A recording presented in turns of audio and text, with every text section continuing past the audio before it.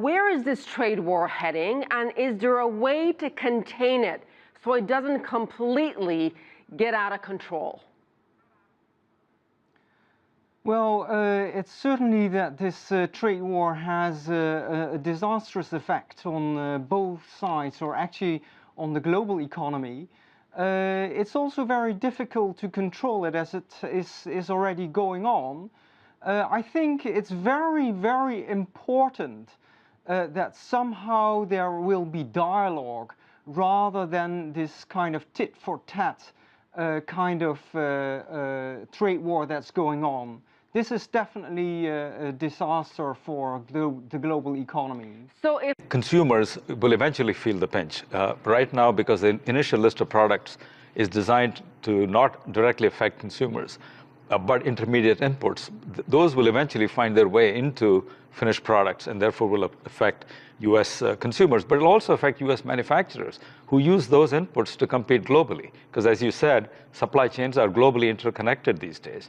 And that's one reason we expect trade wars not to actually take off.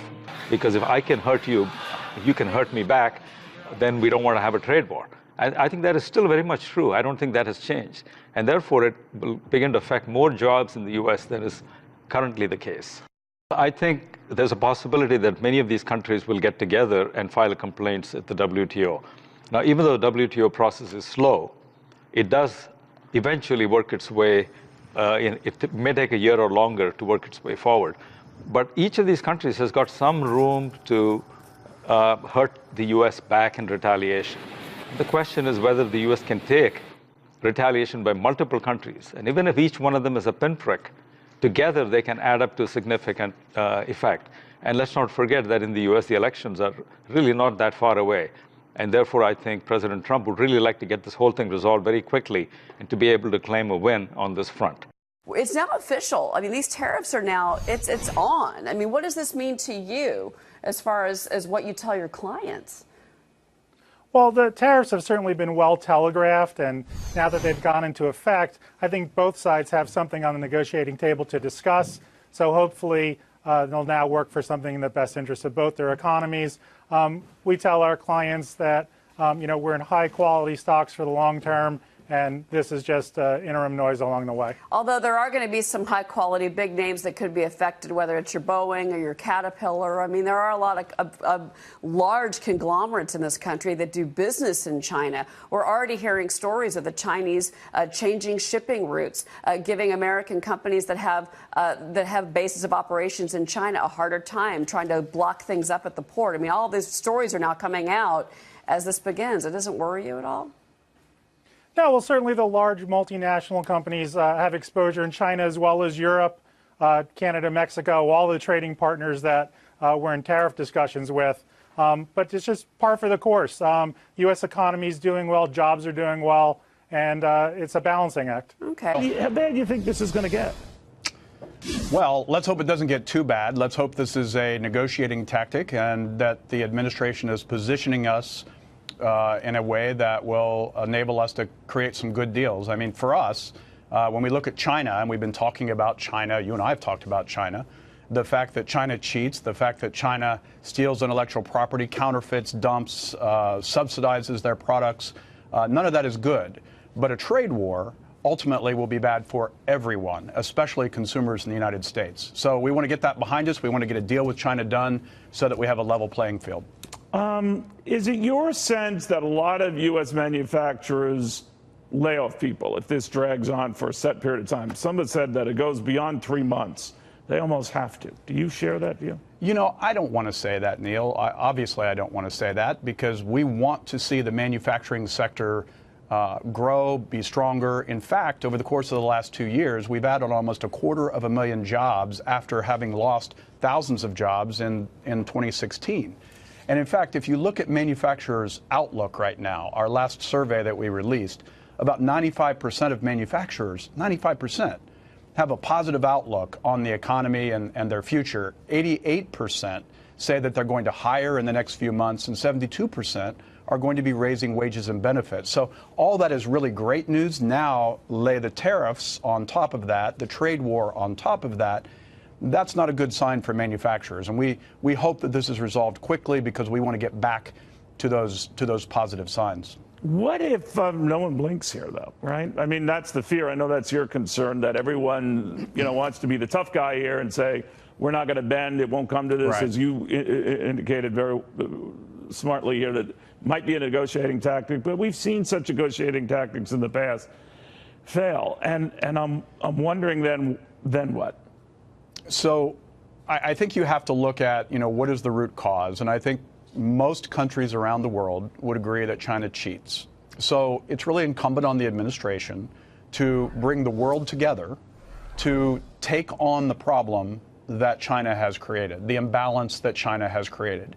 We hope they're successful in doing that, and that's the ultimate goal.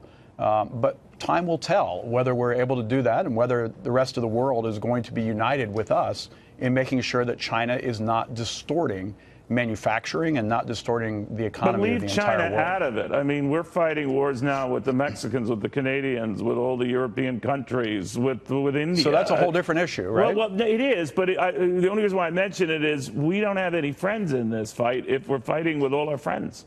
And I think that's a very legitimate concern, and I actually thank you for bringing that up. It is important for us to recognize that we have long-standing allies in the world, Europe, Canada, Mexico. And yes, there may be some issues with some agreements that were negotiated a quarter of a century ago. They may need to be updated. But ultimately, manufacturers in America want to sell our goods to the 95% of customers who reside outside of the United States. So having a good relationship, a continued positive relationship with our allies is in the best interest of manufacturers and, most importantly, manufacturing workers in the United States. And then let's all get together and take on the shared challenge of China and China's way of doing business, which is not good for anybody in the world. Do you agree with that, Pauline Lug, in Hong Kong? Is the U.S. now a rogue state? What are the implications of the U.S. Withdrawing from WTO rules and norms, for example? I think there has been far too much focus just on the dollars and cents, the trade aspect. I think there's now growing American perceptions of China, not just as a rules-bending competitor in trade and commerce, but as an all-round threat.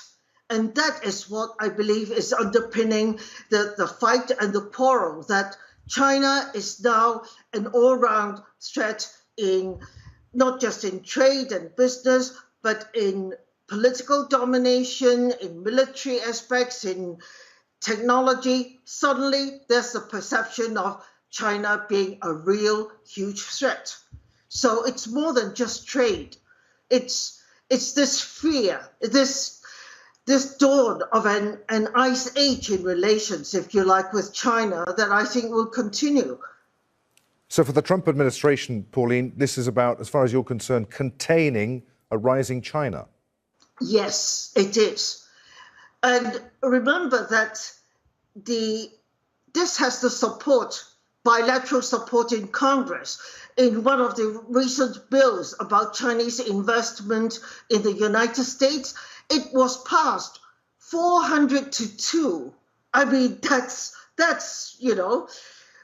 bipartisan support. So it is a perception of China as a threat. This is more than just dollars and cents, who gets, to win more in this trade or that trade, or who gets to import and export more. This is a much broader conflict. Scott Lucas, is the US a rogue state? Is it trying to destroy the global system of rules and institutions? And if so, why?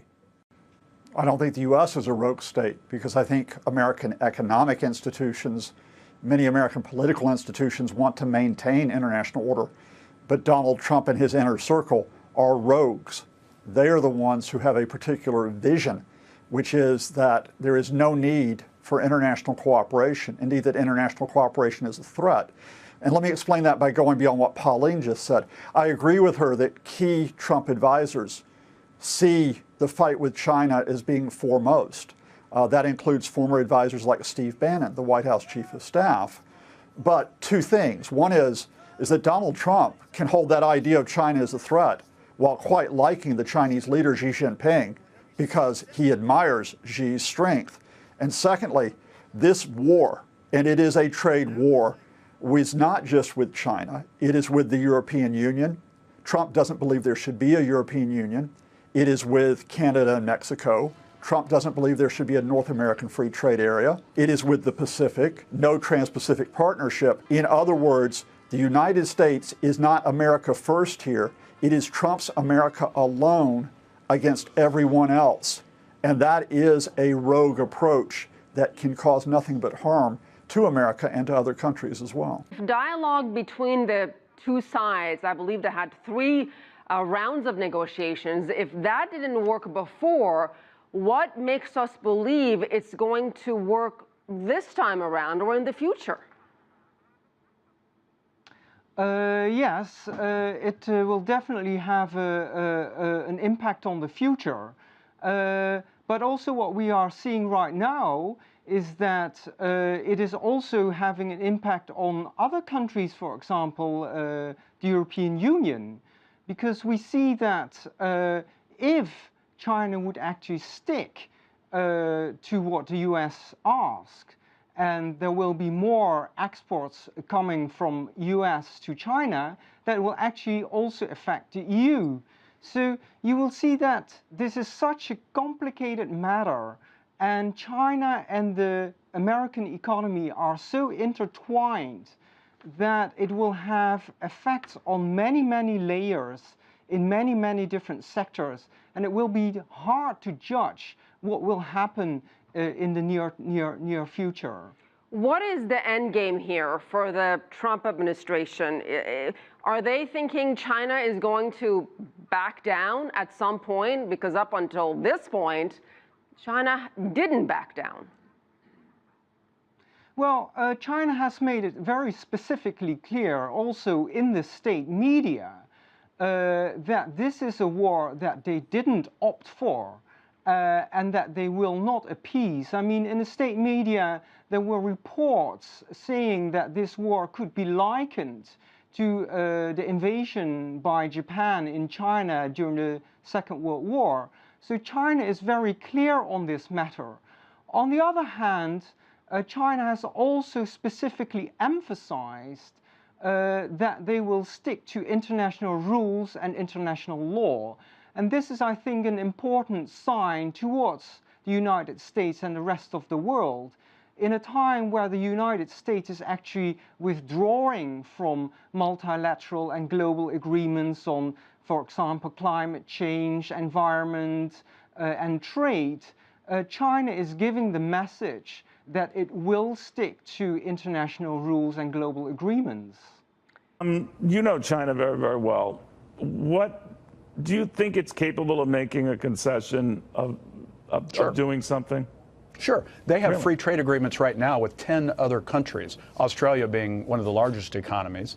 They have all incentive to come to the table and negotiate a free trade agreement, a rules-based free trade agreement with the United States, with other countries around the world, because they too care about markets around the world. They also want to be able to bring in products from other countries around the world to service their incredibly large market.